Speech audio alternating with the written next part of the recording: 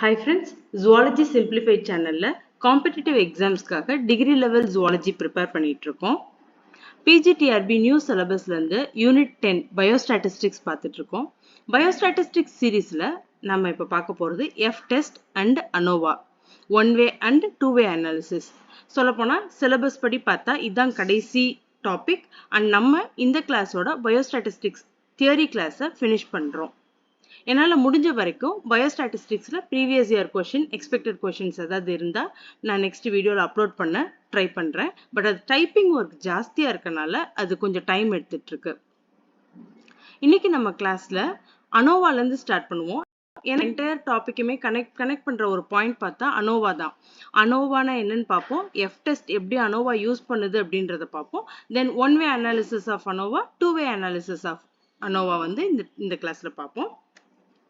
ANOVA அனோவான்றது ஒரு பெரிய ஒரு சென்டென்ஸோட ஷார்ட் ஃபார்ம் தான். அனாலிசிஸ் ஆஃப் வேரியேஷன், ஏஎன் வந்து அனாலிசிஸ்ல இருந்து எடுத்திருக்காங்க, ஓ வந்து ஆஃப், வேரியன்ஸ் வந்து விஏ எடுத்திருக்காங்க. அப்ப அனோவான்றதோட எக்ஸ்பான்ஷன் என்னது, அனாலிசிஸ் ஆஃப் வேரியன்ஸ். எதோட வேரியன்ஸ் அப்படின்னு பார்த்தோம்னா, நம்மகிட்ட நிறைய வேல்யூஸ் இருக்கும், நிறைய ரிசர்ச் பண்ணியிருப்போம் இல்லையா. ஒவ்வொரு இதோட மீனையும் எடுத்து அந்த ஒவ்வொரு டாபிக் அடியில் இருக்கிற மீனையும் கம்பேர் பண்றது, அதுக்குள்ளே இருக்கிற வேரியன்ஸ் என்னது, ஈக்குவலா இருக்கா, வேரியண்டா இருக்கா, அந்த மாதிரிலாம் கம்பேர் பண்றதுதான் அனோவா. மெயினா average, mean value, arithmetic mean value, இதை தான் அனோவால நம்ம கம்பேர் பண்ணுவோம். ரொம்ப ஈஸியா தான் இருக்கும். ஸோ அது அன்ரிலேட்டட் சாம்பிளா இருக்கும். ஃபார் எக்ஸாம்பிளுக்கு தான் நான் இதை கொடுத்துருக்கேன். Tea and weight loss. ஒரு நிறைய விதமான டீ குடிக்கிறாங்கன்னு சொல்லி நம்ம பார்க்குறோம்னு வச்சுக்கோங்க. அந்த ஒவ்வொரு டீ குடிக்கிறவங்களும் வெயிட் லாஸ் ஆகுதான்னு சொல்லி ஒவ்வொரு டீக்கும் நம்ம பார்க்கணும். ஸோ ஒவ்வொரு விதமான டீயும் நம்ம செக் பண்ணணும். அடுத்து வெயிட் லாஸ் ஆகுதான்னு செக் பண்ணணும். இது ரெண்டோட மீன் வேல்யூ நம்ம கம்பேர் பண்ணிட்டே இருக்கணும். இதுதான் அனோவா. அனோவால வந்து எஃப் டெஸ்ட் யூஸ் பண்றாங்க. எஃப் டெஸ்ட் அப்படின்றது என்ன அப்படின்னா, எஃப் டெஸ்ட்ல எஃப் டிஸ்ட்ரிபியூஷன் நடக்குதா அப்படின்னு சொல்லி பார்ப்பாங்க. இந்த எஃப் டிஸ்ட்ரிபியூஷன்ன்றது ஒன்றும் இல்லை, ஒரு கிராஃப் வேல்யூ. எஃப் வந்து ஸ்டாண்ட்ஸ் ஃபார் ஃபிஷர் தான் இது டெவலப் பண்ணாரு. அதனால இதுக்கு எஃப் டெஸ்ட், எஃப் டிஸ்ட்ரிபியூஷன் அப்படிலாம் சொல்றாங்க. நம்ம ஆல்ரெடி ப்ரீவியஸ் வீடியோல பார்த்துருக்கோம். ஒரு ஹைபோதசிஸ் ஒன்று கொடுத்துறோம், இந்த டீ சாப்பிட்டா வெயிட் குறையும், இந்த டீ சாப்பிட்டா ஹெல்த் இம்ப்ரூவ் ஆகும், இதுல அதிமதுரம் இருக்கு, இதனால கோல்டு பிடிக்காது, அந்த மாதிரி ஏதோ ஒரு ஹைபோதசிஸ் நம்ம கொடுத்துடுறோம். ஓகே, அதுக்கப்புறம் உண்மையிலேயே அந்த டீ சாப்பிட்டா உடம்பு ஹெல்த் எப்படி இருக்குன்றத செக் பண்ணி எஃப் டிஸ்ட்ரிபியூஷன் போட்டு ஆமா ஹைபோதசிஸ் கரெக்ட் தான், இல்லைன்னா இல்லையே எல்லா டீயுமே ஹெல்த்தியா தான் இருக்கு, எல்லா டீக்குமே வந்து உடம்பு குறையுது, அந்த மாதிரி நம்ம ஹைபோதசிஸை மாத்துறது. அதுக்காக டெஸ்ட் பண்றதுதான் எஃப் டெஸ்ட். இதுல எஃப் டிஸ்ட்ரிபியூஷன், ஃபிஷரோட டிஸ்ட்ரிபியூஷன் இருக்கான்னு பாக்குறதுனால நம்ம எஃப் அப்படின்ற லெட்டரை யூஸ் பண்றோம். ஸோ எஃப் டெஸ்ட்னா என்னன்னு கொடுத்துருக்கேன், ஹைபோதசிஸ் டெஸ்டிங்.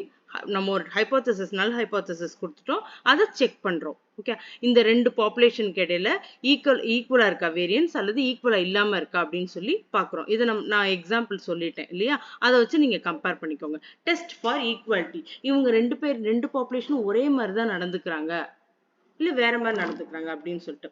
ஓகே, இதை எப்படி செக் பண்றோம், ஸ்டாட்டிஸ்டிக்கலா மேத்தமெட்டிக்கலா எப்படி செக் பண்றோம் அப்படின்னா, அவங்களோட average value, mean value, arithmetic மீன் வேல்யூவை கம்பேர் பண்ணி தான் இதை நம்ம செக் பண்றோம்.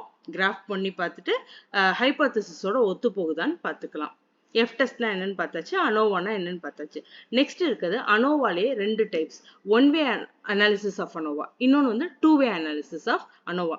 ரொம்ப simple. One way analysis of அனோவால ஏதோ ஒரே ஒரு இண்டிபெண்டன்ட் வேரியபிளை மட்டும் செக் பண்றோம். ஒரு வேரியபிள் டிபெண்டா இருக்கும், இன்னொரு வேரியபிள் இண்டிபெண்டன்ட் வேரியபிள் இருக்கும் இல்லையா, அது ஒன்னதான் செக் பண்றோம். ஆனா டூ வே அனாலிசிஸ்ல அப்படி இல்லை, டூ ஆர் மோர் இண்டிபெண்டன்ட் வேரியபிள், அதோட கிராஃப் நிறைய இருக்கும், நிறைய கோடா இருக்கும். டூ ஆர் மோர் இண்டிபெண்டன்ட் வேரியபிள். இப்போ நம்ம ஒரு எக்ஸாம்பிள் சொன்னோம் இல்லையா, ஒரு டீ சாப்பிட்றோம், நிறைய டீ வந்து நம்ம நிறைய பாப்புலேஷன் கொடுத்துக்கிட்டே வர்றோம், அதுல எந்த டீ சாப்பிட்றவங்களுக்கு வெயிட் லாஸ் ஆகுதுன்னு சொல்லி கண்டுபிடிக்கிறோம். இது ஒன் வே.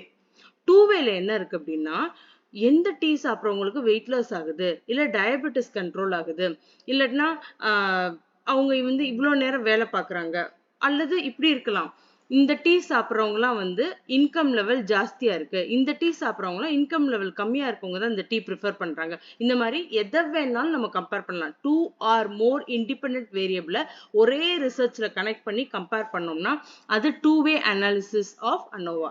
2 தான் கிடையாது, 2 or more independent variable. Okay,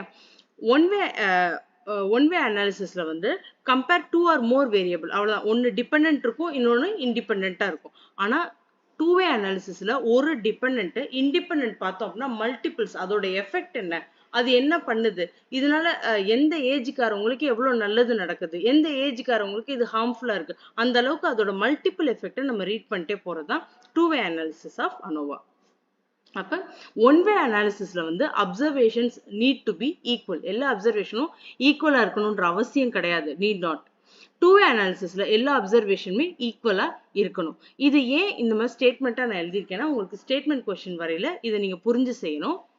observations need not be equal win one way. ஏன்னா ஒன்னு டிபெண்டா இருக்கு, இன்னொன்னு இண்டிபெண்டா இருக்குன்னா எப்படி வேணாலும் கிராஃப் போயிட்டே இருக்கலாம். ஆனா டூ வே அனாலிசிஸ்ல அப்சர்வேஷன் எல்லாமே ஒரே மாதிரி ஈக்குவலா இருக்கணும். அப்பதான் நம்மளால கரெக்டான கன்க்ளூஷனுக்கு வர முடியும். இதோட பயோஸ்டாட்டிஸ்டிக்ஸ் சாப்டர் நம்ம சேனல்ல முடிஞ்சிருச்சு. கொஷின்ஸ் அனலைஸ் பண்ணலாமான்னு பார்ப்போம், இல்லாட்டினா வேற சாப்டர் போலாமான்னு பார்ப்போம். தேங்க்யூ.